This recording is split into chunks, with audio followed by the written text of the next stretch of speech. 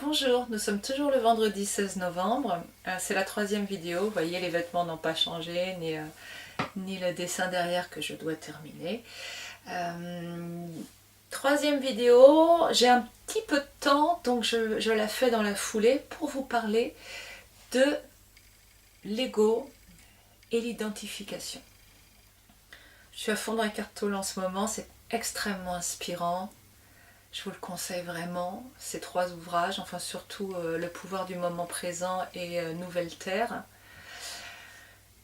Alors, je vais essayer de ne pas le trahir, mais c'est quand même mon point de vue, puisque c'est mon filtre à moi qui lit Eckhart Tolle.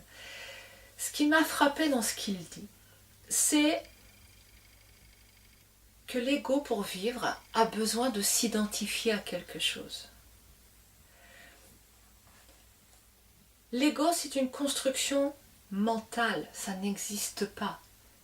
C'est une construction de notre incarnation, on va dire, pour survivre à cette charge négative que nous avons à l'intérieur de nous. On se construit une histoire, des stratégies, des formes pensées, tout un monde qui gravite autour de nous dans le monde mental et émotionnel, en réaction à cette charge qui est en nous et qui cherche à nous faire du mal, tout simplement. Cet ego, il n'est donc pas réellement vivant. Notre ego n'est pas réellement vivant. Pas en tout cas sur le plan organique. Il est vivant de façon immatérielle sur un plan que nous ne voyons pas dans ce monde, mais il existe au niveau mental et émotionnel. Et cet ego, pour vivre, il a besoin de s'asseoir dans quelque chose, puisqu'il n'est pas vraiment défini. Il a besoin de s'asseoir. Et pour s'asseoir, pour se trouver, sur ça je me rassieds, pour se trouver une base, il a besoin de se raccrocher à des formes pensées, à des choses qui gravitent dans notre esprit, notre histoire, notre identité, qui je suis, ma vie, mon œuvre. Tout ça, c'est une histoire. J'en ai déjà parlé dans une vidéo, je crois, où je parlais de ce que ça pouvait être l'amnésie comme chemin vers l'instant présent et comme bonheur en réalité. Donc l'ego, il se raccorde à tout ce qu'il peut, toutes les histoires, tout le mental, tout le mental.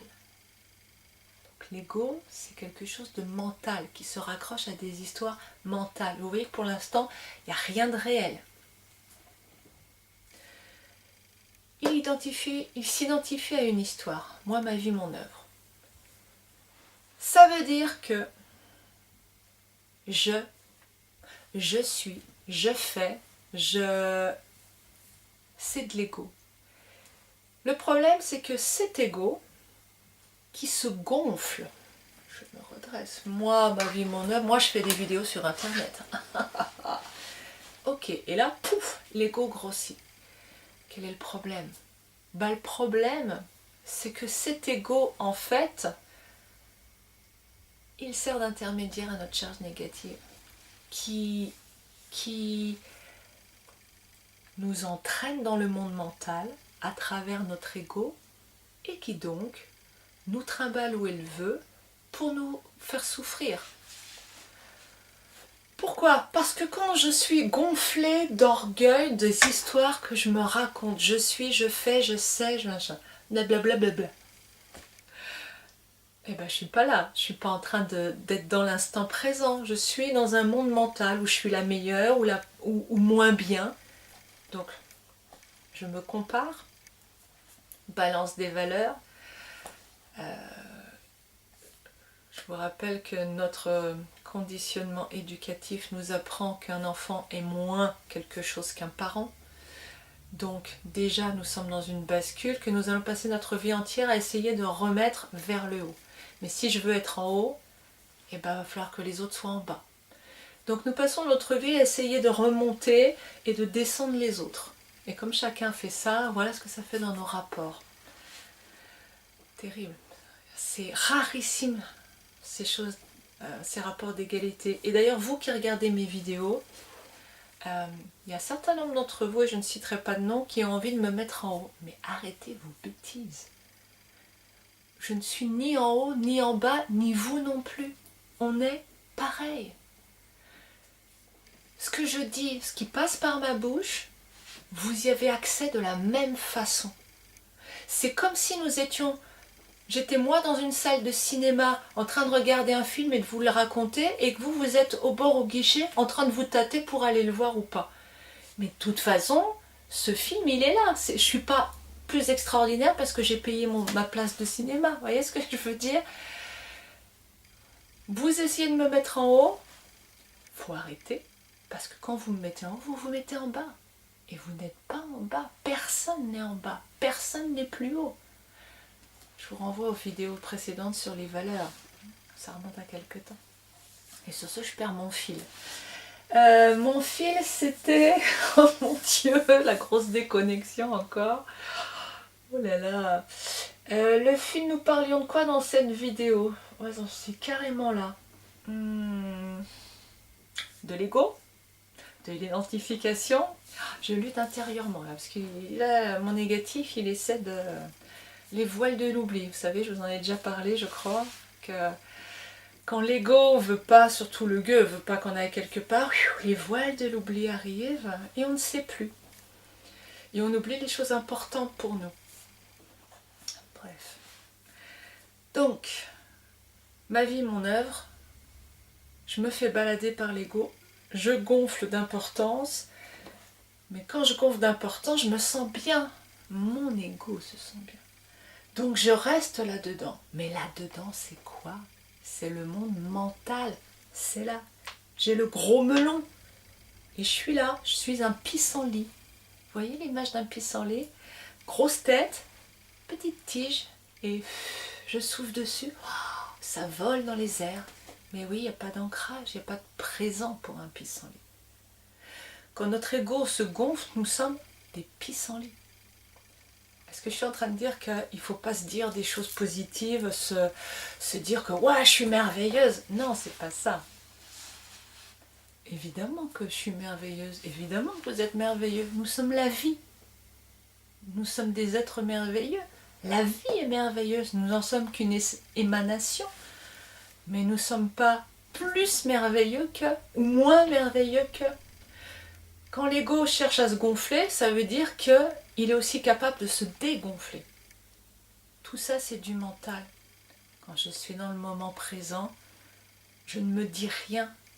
Je sens juste la joie au-delà de tous les mots. Donc, il n'y a aucune notion de comparaison. L'ego, il s'identifie aussi à... Donc, identification à son histoire, identification et donc comparaison aux autres pour se trouver de la valeur, parce qu'il faut de la valeur. Ah bon, il faut de la valeur pour juste me remettre à l'intérieur de moi, j'ai besoin d'avoir de la valeur, c'est-à-dire une note que quelqu'un me met pour me reconnecter. Bah, venez faire de la méditation, de la relaxation, vous verrez qu'il n'y a pas besoin de rien. Il y a juste besoin de respirer tranquillement. Je vous ai donné quelques trucs dans les vidéos précédentes. Il suffit juste d'être là et de lâcher le mental. Et hop, tout arrive. Et non pas par quelqu'un qui vous dit « Oh, je te mets 10, donc tu as de la valeur, c'est bon, tu peux y aller. » L'identification de l'ego se fait aussi au niveau des possessions. Il y a un truc qui me fait, alors c'est pas Carto, c'est moi là, un truc qui me fait halluciner, c'est la notion de propriété intellectuelle. C'est-à-dire, j'ai une idée et je vais dire qu'elle m'appartient. C'est extraordinaire. C'est extraordinaire parce que c'est comme si vous allumiez votre poste de radio, que vous tournez un bouton, que vous arrivez sur une fréquence radio, on va dire énergie par exemple. Non, je n'écoute pas énergie. Énergie. Et je décide que maintenant c'est ma radio. Elle est à moi. Je mets ma propriété dessus. Juste parce que je l'ai entendue. les idées, c'est la même chose. Ce sont des pensées. Des pensées, les pensées, il y en a tout le temps, vous le savez bien. Malheureusement, nous sommes tous les victimes dans notre société de pensées compulsives. C'est tout un chemin d'arriver à sortir de la pensée permanente, cyclique, répétitive, à toute heure du jour et de la nuit. Et donc, une de ces pensées, je vais dire, ah, celle-ci, c'est la mienne. C'est ridicule. Enfin, ça n'a pas de sens pour moi. Ça n'a pas de sens et à la fois, c'est typiquement du fonctionnement de l'ego. Qu'est-ce que ça veut dire que ça m'appartient? Ça veut dire que cette chose est à moi. Ça veut dire quoi à moi? Eh bien, tout est dit là, c'est moi. À moi, c'est de moi, c'est moi, moi. L'ego s'agrandit à l'impression, puisque tout est mental, à l'impression que son identité, sa présence, sa forme augmente avec le nombre de moi, de mon, de mien, etc. qu'il peut dire. En clair, ça veut dire quoi? Parce que c'est peut-être un peu abscon ce que je vous raconte là. En clair, ça veut dire quoi? Ça veut dire que je vais me retrouver à acheter des trucs et des machins dont je n'ai pas spécialement besoin, mais qui sont en promo, qui sont oh joli, trop bien, oh ça pourrait être utile, oh etc. Pourquoi? Parce qu'au moment où j'achète ce truc-là, dont je n'ai pas besoin, quoique la notion de besoin, hein, dont je n'ai pas spécialement envie, mais même si j'en ai envie, c'est toujours le même mécanisme. Quand j'achète ce truc-là, eh bien j'ai un plaisir intérieur parce que ça accroît ma masse égotique. C'est une chose qui est à moi. C'est un moi supplémentaire que je peux mettre. Et donc je gonfle mon ego. Et je suis contente parce que j'ai plus de présence. Ouais, super. Mais cette sensation de puissance, de lourdeur, de présence, elle ne dure pas dans le temps. Parce que l'ego est mental, il n'existe pas dans la matière. Alors il peut relier comme ça un truc à la matière, mais ça ne dure pas, ça peut pas. C'est éphémère. Donc je rachète un truc. Donc ça va être ma voiture. Faut pas toucher à ma voiture. Quand on prend les choses personnellement, c'est une joie pour l'ego de prendre les choses personnellement, en fait. Parce que il peut se faire exister. En fait, le but pour l'ego, c'est de se faire exister dans toutes les situations. C'est ma fille. Moi qui l'ai fait. J'ai servi de canal, oui, c'est vrai. Mais mon ego, lui, il va vouloir prendre cet enfant pour en faire part de son identité. Ça, par rapport au stage sur la parentalité et par rapport aux vidéos futures, c'est important aussi. C'est cette idée que par le rôle, pour pouvoir dire ma fille, je suis ci, je suis ça, je suis mère, c'est ma fille, et ben j'augmente mon ego. Ça n'a rien à voir avec l'amour que j'ai en moi pour ma fille. D'ailleurs, qui n'est pas pour ma fille, qui est de l'amour, point. J'ai de l'amour en moi. Quand je la regarde, j'ai de l'amour en moi. Un énorme amour. Mais qui n'a rien à voir avec elle d'ailleurs. Hein. Juste parce que je pense à ma fille, j'ai un énorme amour. C'est à l'intérieur de moi. Cet ego donc, il va essayer d'accroître ses possessions. Qu'elles soient réelles, qu'elles soient par les mots ma, etc. Remarquez, il y a un truc énorme, c'est les gens qui disent qu'est-ce que tu me fais? Non pas qu'est-ce que tu fais? Qu'est-ce que tu es en train de faire là, Jean-Paul? Non. Qu'est-ce que tu me fais, Jean-Paul? Me fait. L'ego a besoin d'exister. Plus l'ego s'identifie aux choses, aux gens, aux situations, plus il met des moi, des mon, des miens, des je. Je connaissais quelqu'un en CNV, d'ailleurs en communication non violente, qui commençait toutes ses phrases par moi, je. Toutes ces phrases, moi, je. Je crois qu'il y a quand même un méga ego derrière ça. Mais ça pique hein, quand on s'en rend compte. Et j'en ai beaucoup, je vous rassure, j'en ai beaucoup d'ego. Il y a encore du boulot. Pas que je me perde. Le problème avec tout ça, et je vais conclure, le problème avec tout ça, avec cet ego, on s'en fiche, on peut avoir des gros melons, être des pissenlits, et puis très bien vivre avec ça. Mais non, parce que cet ego, il nous emmène dans le monde mental. Et comme nous sommes dans le monde mental, nous ne sommes plus dans le moment présent. Et quand nous ne sommes plus dans le moment présent, nous ne recevons plus l'énergie d'amour et nous commençons à souffrir du manque. Du manque. Et nous commençons à basculer dans le système égotique, binaire, toi ou moi, puisque l'autre est un ennemi dans ce système. Un ami ou un ennemi. Pas un ami et un ennemi, ou pas toi et moi parce qu'on va trouver une solution ensemble. Non. C'est tala ou tala. Deux extrêmes qui font que de toute façon on souffre.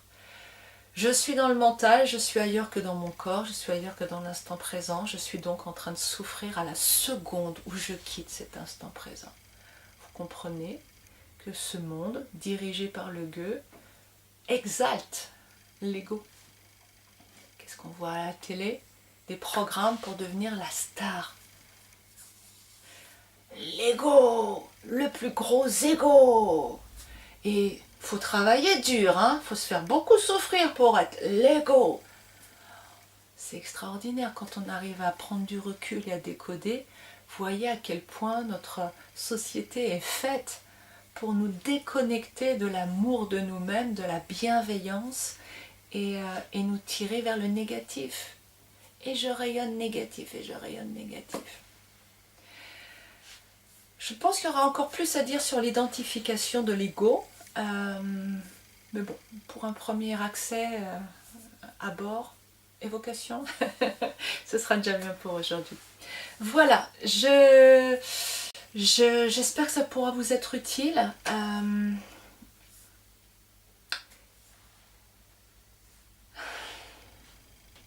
En tout cas, ça me fait très plaisir d'être là et de pouvoir dire des choses qui pourront peut-être servir. Je vous souhaite une très belle journée, un bon week-end. Et puis je vous dis à bientôt, probablement la semaine prochaine, j'essaie en tout cas. Au revoir.